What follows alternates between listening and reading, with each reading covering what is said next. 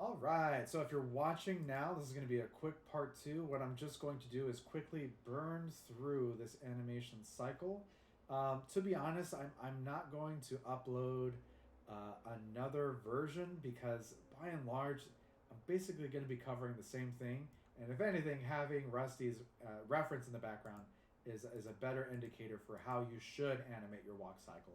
So, if at any point in time you want to beef up your walk cycle, you're more than welcome to check out the multitude of tutorials that are out there to make more exaggerated ones. But by and large, it's going to be very much the same process, minus the reference in the background. So, what I'm going to do is, just quickly burn through this animation really quick. I'm going to do the passing pose, replicate that passing pose, and I believe last but not least, I will have the up pose. And once that up pose is done, then I'll have my animation together. I'll quickly do a cleanup. I'll probably have to do that cleanup at the end of lunch, but that's okay because cleanup is honestly incredibly easy. So, again, what I'm going to do is quickly just go ahead and go ahead. So, on my passing pose, just like I said in the earlier video, I definitely want to make sure that my my rotation is almost even. So if I'm looking at my axes, it looks like the x-axis is the one where I have my rotations. Let me zero that out so it's nice and even. This is also about where my hips are, I believe, going to be rotated evenly as well. So to really quickly see if that is the case, let me look at my reference. If I am looking at my reference here, let's see the passing. It looks like my passing in relation to this, let me see, especially when the foot's kind of forward a little bit, I'm just barely getting a rotation that goes up. And that's because my body is kind of lifting this leg up. And let me just really exaggerate it. It's lifting my leg up so that I can move it forward. So, but I don't want to get too crazy with that. So I'm just going to put that as a 0 for now. Let me look again at my reference. If I'm looking at my reference, it actually looks relatively even. So I'm going to keep it like that for now. I'm just going to keep it like that. And as I get all my poses together, when I go into the graph editor for cleanup, that's when I'll start putting some little subtle differences in there. So for now, I'm going to keep everything even on the hip, just for now. And now that I have that, again, now that I've worked on the core, I'm going to look at the feet really quick. Again, just really quickly. Professor, I don't think you're sharing your screen. Hold on really quick. Okay, so thank you. Let me open this up really quick. Thank you, thank you, thank you. Okay, luckily it's in the video.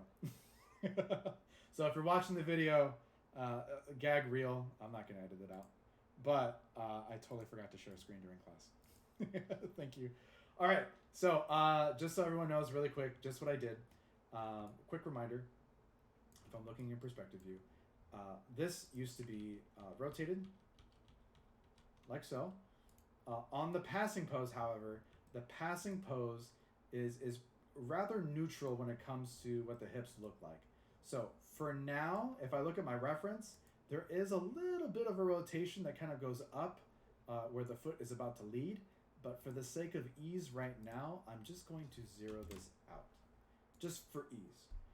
And then when I go into cleanup, that's when I'm going to rotate it ever so slightly to also be mindful of timing and spacing, not only in space, but in rotations as well, relative to space.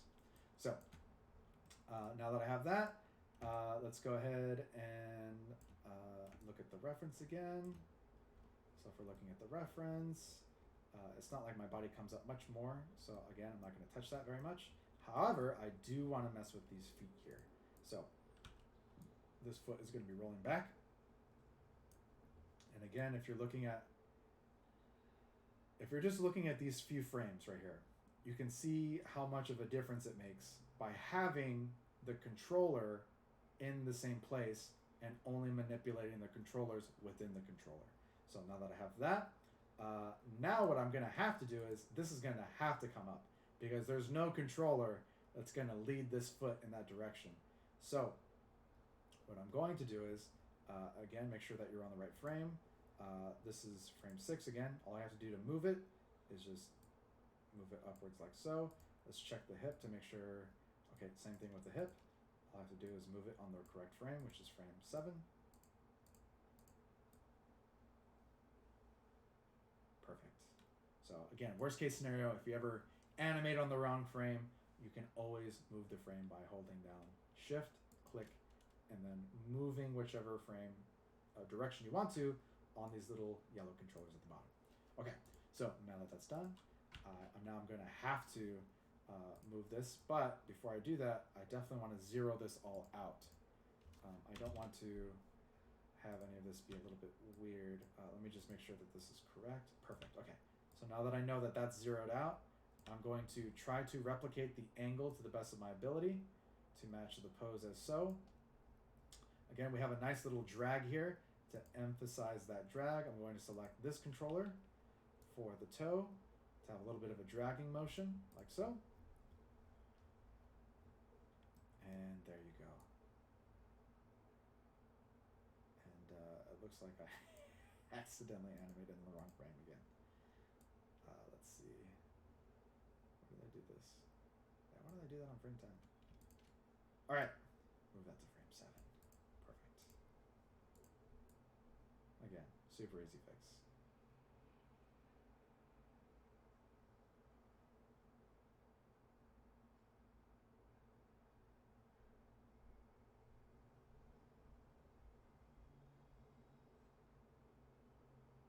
Fix that.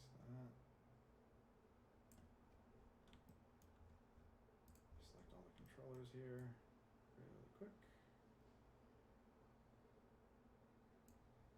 And perfect. I'm going to move those back to frame 7 as well. Perfect. All right, that looks much better. Okay, so if you haven't noticed by now, I have the terrible habit of accidentally animating on the wrong frame. If any of you are like me, don't worry, don't stress. You can honestly just slide your frames down. It's not a big deal. It's something that I definitely need to work on, though. So with that said, this is now my passing pose. Like so. And to make it even easier on myself on frame 7, again, I'm going to copy all of these poses. Actually, no, I don't even have to do that. Make it even easier. I'm going to copy the most complicated one here. I'm going to copy it on the timeline. I'm going to go forward. The next contact or the next passing is on frame 19. So let's go to frame 19. I'm going to go to the opposite foot. I'm going to paste as so on the appropriate frame, frame 19. And if I'm not mistaken, it should. Let's see if I can do that again. Copy this one. Go to frame 19. Go to the opposite foot. Paste accordingly. And sometimes it be like that. Sometimes it just don't work. So let me go. Okay, let me go back to frame 7. Okay, so this is the one. Oh no, wait, no, this is fine. Okay, so I'm going to copy that. Go to the opposite one. See if it's. Let's see.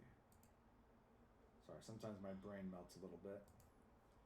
Okay, perfect. Let me paste that here. That's better. Okay, much, much better. Okay, so now that I have that, apologies if you hear a barking dog in the background. Not mine. Okay, you know what? Yeah, I'm going to make this easier on myself, and I'm just going to zero this out. I'm just going to manipulate this how I want to. So let me rotate this accordingly. Again, it's almost better not to have it completely asymmetrical because you don't want your audience to be like, wow, this looks really robotic. You definitely want some slight changes and variations as well. So if I look at this one compared to frame 7, there's a slight difference. And that's good. I actually want that slight difference. I don't want my animation cycle to be perfectly robotic and even. You want to have little imperfections, just like we as humans do. So now that I have that, this pose is going to be extremely easy to animate. I'm just going to kick that back like so. And as I start playing this, you'll start to notice it's starting to look like an actual walk. So let's go ahead and take that out. Let's just hide this just to see what it looks like so far. Albeit a very janky and awkward walk, but it's starting to look like one. So let's go ahead and kick that back. Let's turn on our nerve controls again really quick. Now that I have this pose, frame 19 and frame 7 looking pretty even. Again, the hips should be even as well. So let me go ahead and copy the hips here. Copy them inside. And then I'm going to quickly paste them here. Perfect. And that's already starting to look a little bit better. Cool, cool, cool. And then last but not least, my personal favorite pose, the up pose. I would consider this to be anticipation in my opinion, because you're anticipating the contact. It's my favorite pose because if you make a really, really good anticipation, it'll really sell the action being the contact pose. So let's go ahead and kick this back. Now that I have that in, I'm going to reference it so I don't accidentally touch it. I'm going to now, let's see, actually, yeah, make sure that it's relatively even. Yeah, it's pretty even. I'm going to click on 5 again. So now that that's even, this foot is going to be jetting forward again because we're getting ready to fall. We're getting ready to catch that impact. So I'm going to move it like so. And I do want a little bit more rotation on that toe there. So I'm going to, remember, I'm working against gravity. So I'm going to drag it a little bit more. It's going to be a very subtle difference. You won't be able to tell. But I definitely want to have it go somewhere. And you know what? I want to dial this back a little bit, actually. That way it really sells. From here to here, I'm pushing a lot of energy. So I'm slightly bent, so I'm really bent. I'm really working against gravity here. And to make sure that I'm also honoring that on the opposite side, I also want to make sure that this pose is more subtle as well. Okay, make sure I get the toe control. Perfect. Slide that back. Okay, cool, cool, cool. If I'm not mistaken, let's see if this pose is this pose. And then as you can see, like I'm missing a lot of these key poses here. I don't want to do that for too long. So what I'm going to do is I'm going to select all my keys with the exception of, again, I don't want to touch the main world controller, but I'm going to go down the line, S key. And you can see in my graph editor, watch, I should get more keys on this one right here. So if you see right here, there's only 1, 2, 3, 4 maybe keys. If I press this, boom, I'm getting more keys in here.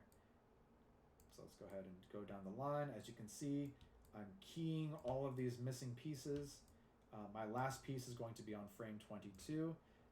I don't want to key that quite yet because again, I want to copy and paste some of my frames. So let's go back to frame 10 for my up pose. I definitely want this to feel like an up. So I'm going to bend this to where it's almost breaking the leg. And then I'm going to bend it ever so slightly. Like so. So this is broken.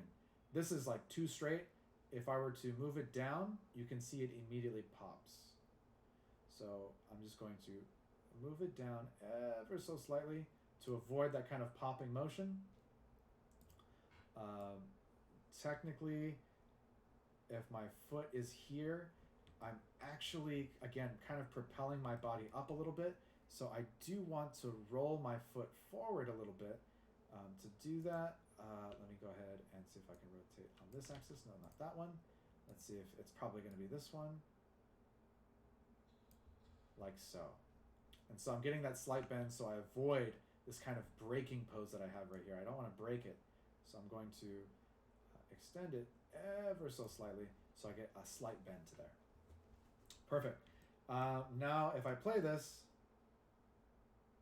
it's really starting to feel like a walk cycle because you can feel the up and down motion of the walk. And again, I'll start going into my graph editor and I'll start cleaning it up so it just looks better and more clean.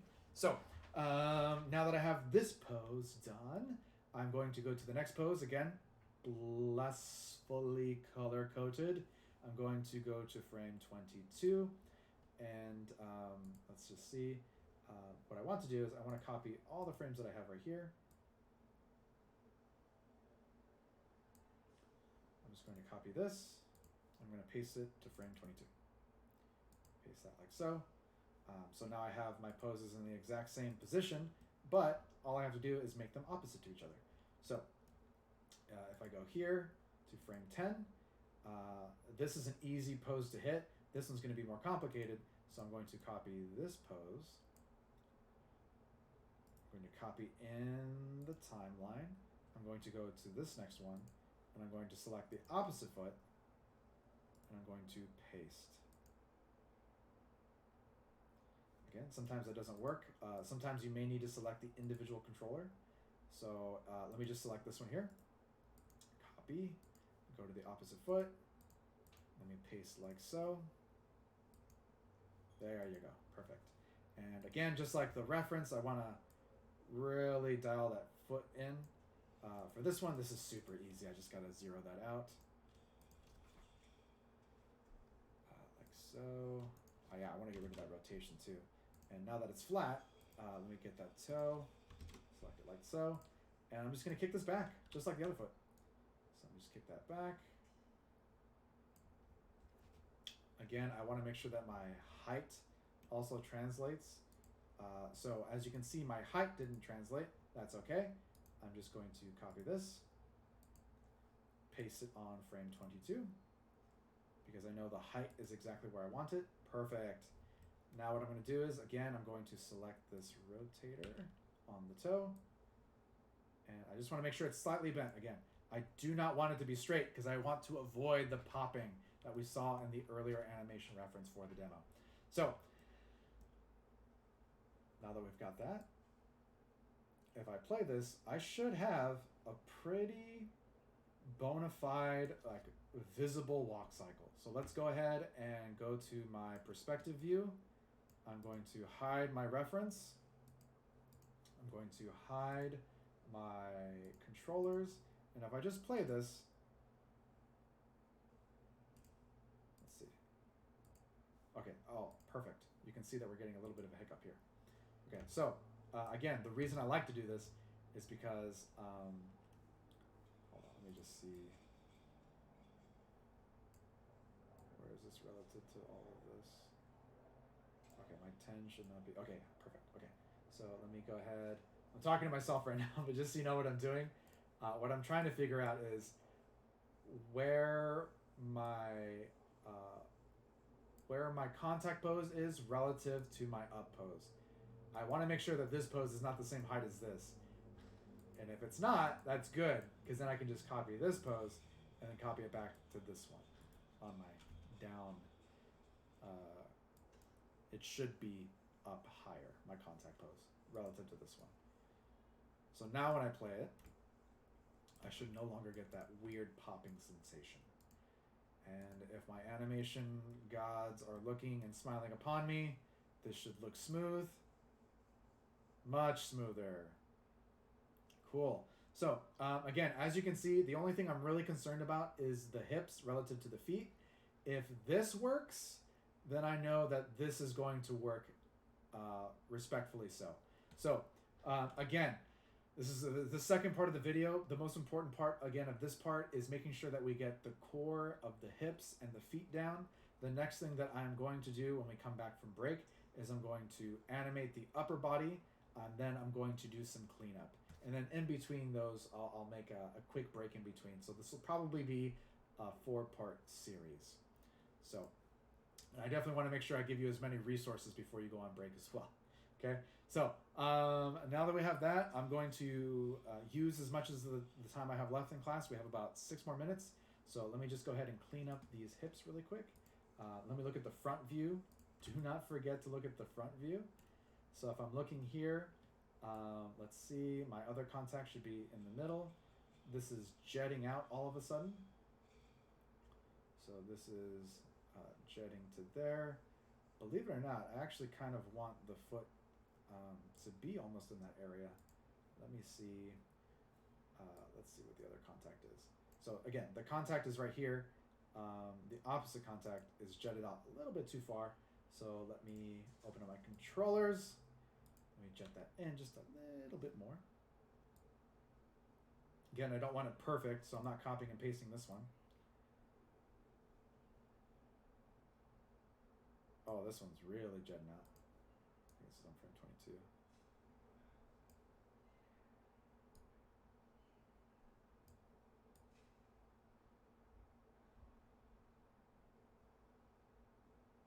And as you can see, there's kind of a popping sensation over here. So what I'm going to do is, I'm actually going to look in the graph editor, and it's on the translate x-axis.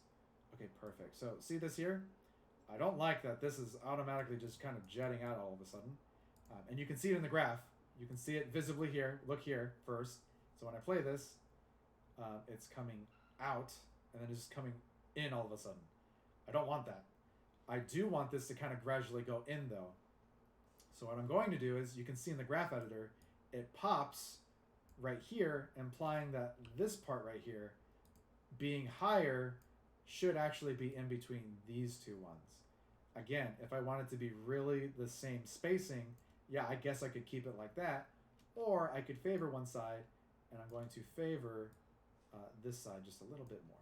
So now when I play it, it's a much smoother transition. And if I were to look at this one, same thing. I definitely want this to kind of, let's see if I can edit this.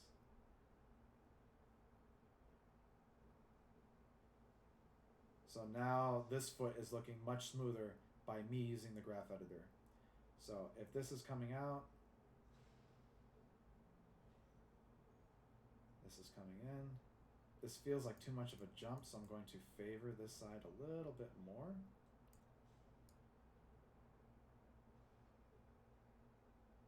And you know what? This should not be coming out as much as it is. So I actually want this to come down. So it's an even smoother transition.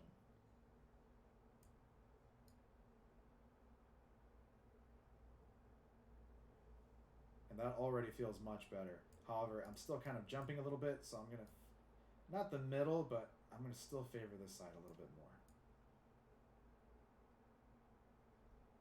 And it's already feeling significantly better on this foot right here.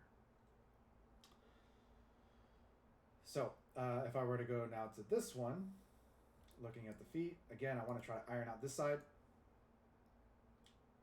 Let's see where this one jets out at the furthest. So if I'm looking at this foot, just on the x-axis, its furthest point is this one right here. I want to try it to be as even as possible, so I'm going to go and click on this pose right here.